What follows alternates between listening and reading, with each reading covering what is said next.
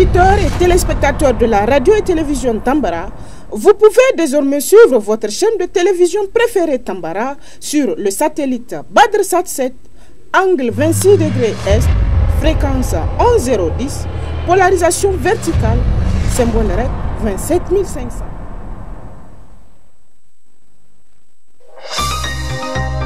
Suivez le journal avec STM Transport Voyageurs.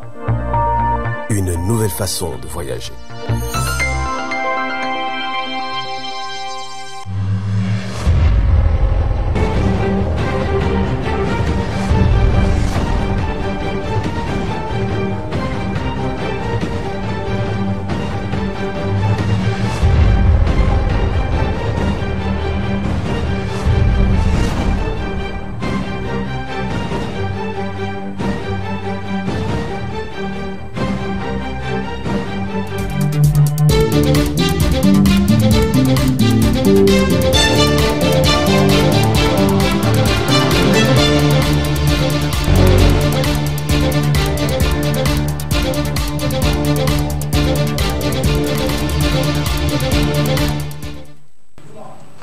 Bonsoir messieurs, dames, très ravi de vous retrouver dans cette grande édition d'information sur la voix et le miroir de la femme. Il y a à peine 72 heures que le Conseil national pour la sauvegarde de la patrie, à travers son excellence Al-Haji Mohamed Lamine Zen, chef du gouvernement, a annoncé la réduction du prix de la tonne du ciment sur toute l'étendue du territoire nigérien. À cet effet, la rédaction de la radio-télévision Tambara a tendu son micro à quelques citoyens.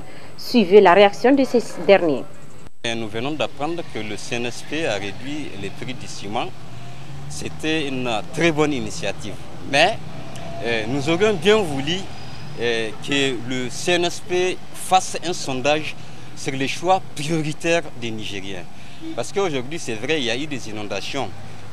Et la baisse des prix du ciment pouvait s'expliquer sur ce plan. Mais combien sont-ils aujourd'hui les Nigériens qui sont capables de construire? Parce que pour construire, il faut avoir un terrain.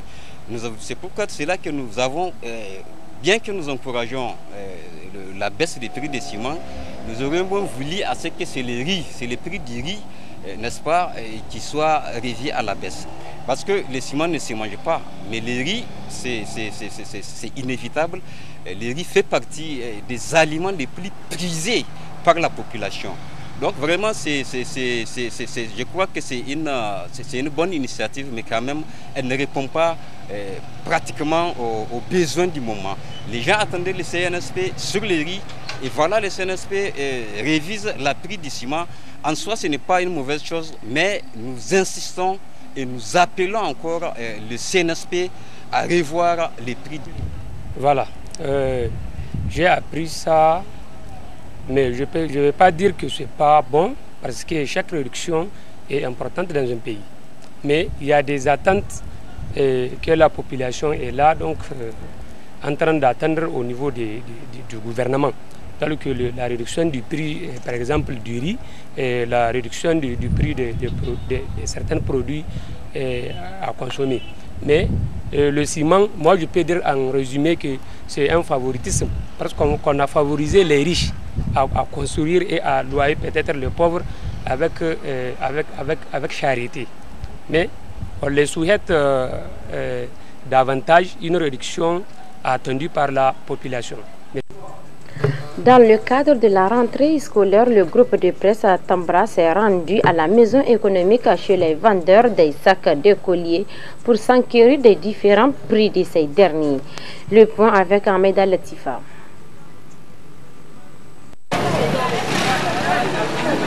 C'est la fin des vacances et la rentrée des cours. Et qui dit rentrée fait forcément allusion aux fournitures scolaires. C'est dans ce cadre que l'équipe de la télévision Tambara a fait un tour au niveau des vendeurs des sacs de colliers, dont les prix varient de 3 à 10 000 francs CFA. Contrairement aux années antérieures, pour cette rentrée scolaire 2024-2025, les prix sont abordables. Pas de difficultés majeures enregistrées selon les vendeurs.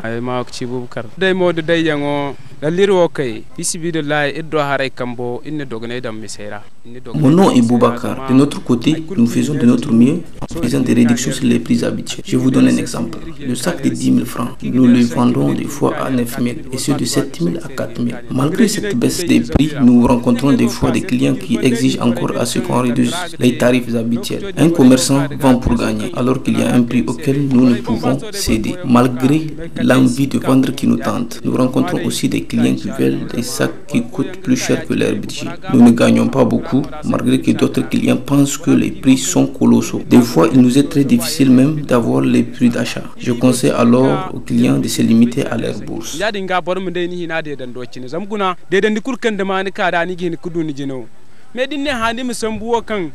Au vu du contexte actuel, les prix ont été reconsidérés dans l'optique de faciliter la vie aux parents d'élèves, car l'éducation est la base de tout développement pour un pays.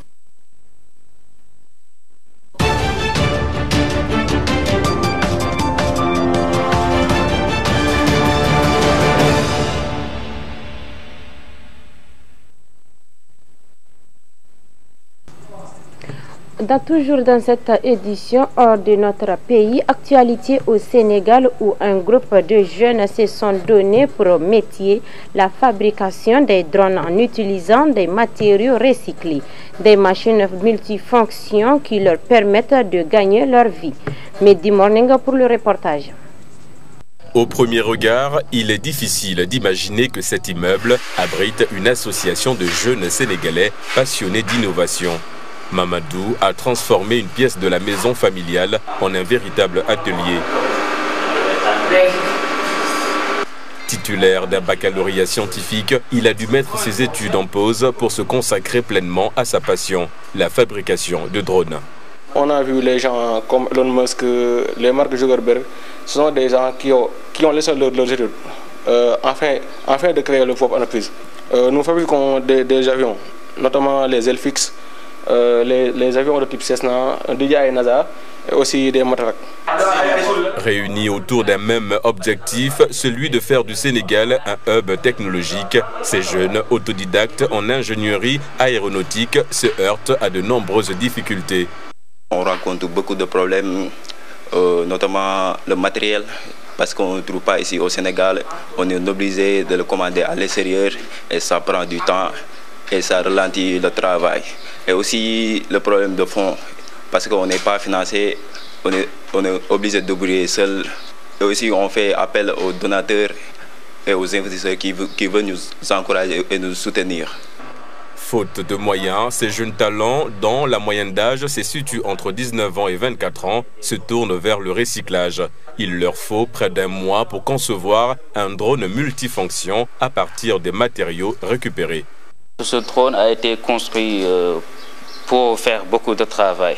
Il peut gérer comme la cartographie, la surveillance environnementale. Passionnés par l'aéronautique et des nouvelles technologies, ils rêvent tous de se rendre au Maroc pour améliorer leur création et s'inspirer du modèle marocain en matière d'aéronautique. Le Maroc est trop avancé par rapport à nous. C'est un pays qui est avancé au niveau des créations de l'aviation et au niveau aussi des créations des voitures. Sur ce, nous lançons un appel au roi marocain Mohamed VI pour qu'il puisse nous aider et même pour qu'on puisse quitter le Sénégal et partir au Maroc pour pouvoir faire là-bas quelques années d'études afin d'enrichir notre savoir. Faire du Sénégal un pays technologiquement avancé, c'est le leitmotiv des nouvelles autorités du pays. Plusieurs mesures ont été prises à cet effet pour valoriser le génie sénégalais. L'ONU propose la division du Sahara occidental entre le Maroc et le Front Polisario. Cela peut résoudre le conflit qui existait entre eux depuis 1975. Plus de précisions dans ce reportage de Africa News. L'émissaire des Nations Unies pour le Sahara occidental, Staffan de Mistura, a émis l'idée de diviser le territoire entre le Maroc et le Front Polisario. Cette potentielle solution pourrait résoudre un conflit qui remonte à 1975. Le désaccord oppose le Maroc, qui considère le Sahara occidental comme son propre territoire, au mouvement indépendantiste du Front Polisario, soutenu par l'Algérie, qui cherche à y créer un État séparé. Le Maroc affirme que l'autonomie sous souveraineté marocaine est le maximum qu'il puisse offrir comme solution politique au conflit, tandis que le Front Polisario, armé, insiste sur la tenue d'un référendum avec l'indépendance comme option. Lors d'un exposé à huis clos devant le Conseil de sécurité mercredi, M. De Mistura, diplomate italien, a déclaré que la partition du territoire pourrait permettre la création d'une part d'un État indépendant dans la partie méridionale et d'autre part l'intégration du reste du territoire en tant que partie du Maroc dont la souveraineté serait intentionnellement reconnue. Ni le Maroc ni le Front Polisario n'ont accepté la proposition. Parlons de l'élection présidentielle aux États-Unis. À présent, Donald Trump peut désormais compter sur le soutien de Elon Musk, le milliardaire qui a même organisé un grand meeting à son honneur. Plus de précisions dans ce reportage de France 24. Dans le sprint final vers la Maison-Blanche, le camp de Donald Trump peut compter sur l'investissement de son nouvel allié de poids, Elon Musk. Et pour son premier meeting seul face aux électeurs, c'est la Pennsylvanie qu'il a choisi, l'un des États clés du scrutin du 5 novembre. Je n'insisterai jamais assez pour dire que la Pennsylvanie est la cheville ouvrière de cette élection et que ce scrutin va décider du sort de l'Amérique et avec le sort de l'Amérique, du sort de la civilisation occidentale. Le milliardaire propriétaire du réseau social X, patron de Tesla et de SpaceX, a pris un tournant radical l'été dernier, déclarant soutenir officiellement la campagne de Donald Trump. C'est dans cet état, dans la ville de Butler, qu'il était apparu début octobre aux côtés du candidat républicain. Il a créé le premier grand constructeur automobile américain depuis des générations. Et sa société de fusées est désormais la seule à nous permettre d'envoyer des astronautes américains dans l'espace. À vous, Elon. Prenez le relais, Elon. Au cours des 3 derniers mois, Elon Musk a fait don de plus de 75 millions de dollars au fonds qui finance la campagne de Donald Trump. Face à un camp républicain de plus en plus agressif et offensif, la candidate démocrate met toute son énergie dans la bataille. Kamala Harris a entamé jeudi une tournée marathon dans le Wisconsin, autre état pivot, appelant les électeurs à l'unité pour en finir avec l'ère Trump. Le peuple américain est épuisé par son cirque. Épuisé. Assez. Nous sommes prêts à tourner la page. À 19 jours de l'échéance électorale du 5 novembre, d'après les sondages, Kamala Harris et son rival républicain sont pour l'heure toujours au coude à coude. Le produit intérieur brut commun des BRICS est supérieur à celui des pays du G7. L'annonce a été faite par le président russe Vladimir Poutine. Retrouvons ce reportage de Africa News. Le produit intérieur brut commun des pays des BRICS est supérieur à celui des pays du G7. C'est ce qu'a affirmé le président russe Vladimir Poutine lors d'une séance plénière du Forum des entreprises de l'organisation. Ce rassemblement est organisé les 17 et 18 octobre à Kazan, en Russie. Le PIB total de l'association s'élève à plus de 60 milliards de dollars. Et sa part totale dans le produit mondial brut dépasse avec confiance les indicateurs correspondants du groupe dit du G7 et continue de croître. Le sommet des BRICS réunira 2 douzaines de dirigeants mondiaux, dont le chinois Xi Jinping et l'Indien Narendra Modi. Au cours des 10 dernières années, plus de 40% de la croissance du PIB mondial de l'ensemble de la dynamique économique mondiale provenait des États BRICS. Selon les résultats de l'année en cours, le taux moyen de croissance économique des BRICS devrait s'élever à 4%.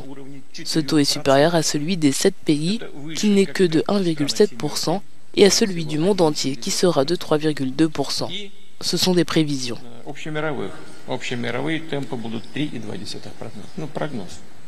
L'alliance dont l'objectif déclaré est de faire contrepoids à l'ordre mondial dirigé par l'Occident comprenait initialement le Brésil, la Russie, l'Inde, la Chine et l'Afrique du Sud.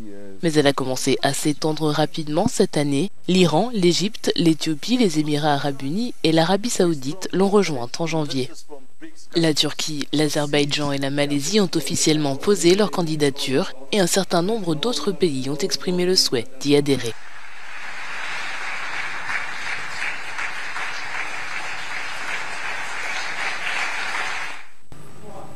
Monsieur, dames, c'est ici que se referme ce 20h15 sur la voie et le miroir de la femme. Restez toujours accompagnés de nos programmes. Bonne soirée.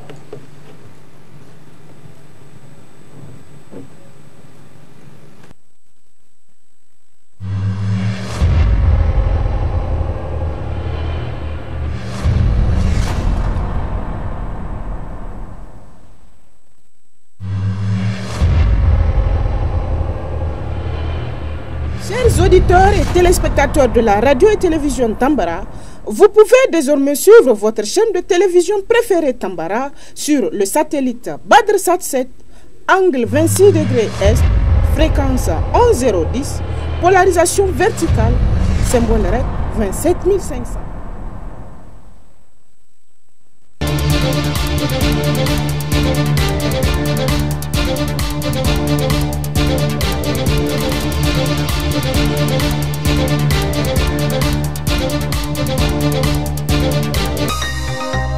Ce journal vous a été présenté par STM Transport Voyageurs.